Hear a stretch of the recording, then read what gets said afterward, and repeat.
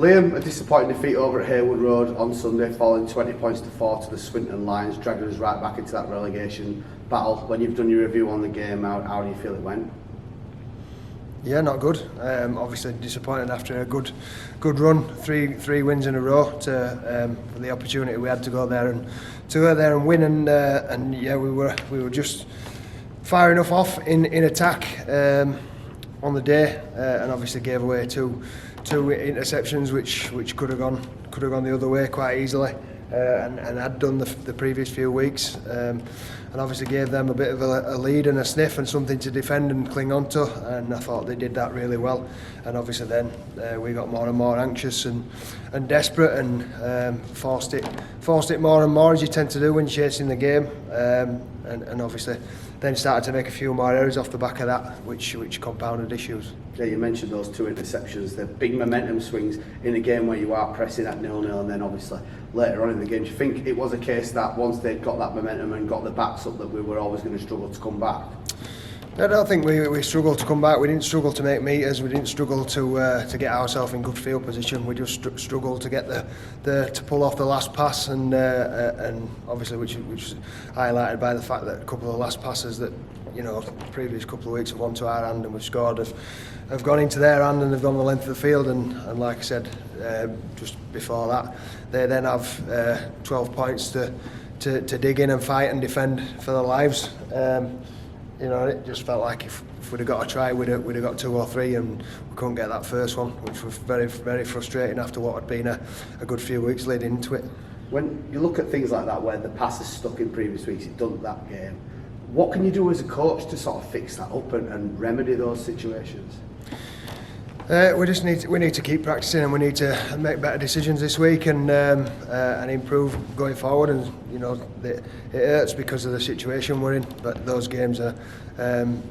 You have your down weeks here and there. It's a tough slog. It's championship, as we all know, and you know we went in there full of confidence and looking to carry on our run, and unfortunately it came to an end. And some of that we were a little bit down on some of our stuff, but there were no shortage of effort and a little bit of just things that just didn't come off for us on the day, and built the pressure against us, and we probably didn't cope with that the best in the second half.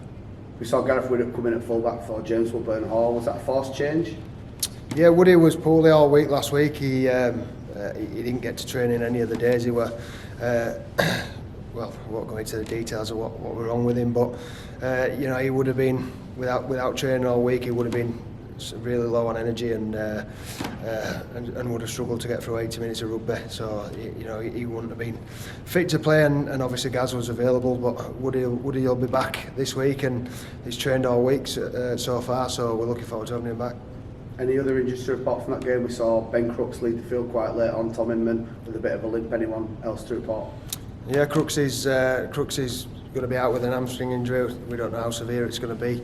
We're waiting for results of his scan, and Tom similar with his knee, which is disappointing when you just start getting a little bit of continuity in your team, and especially on the edge with Crooksy, who's been solid the last few weeks on that left edge, getting him back from a long-term injury. So yeah, it's disappointing, but it's one of those things that, you know, they keep throwing challenges at us, and we have to keep trying to find ways to adapt. I think we'll welcome Ed Barber back this week, is that right, from his pre-booked holiday?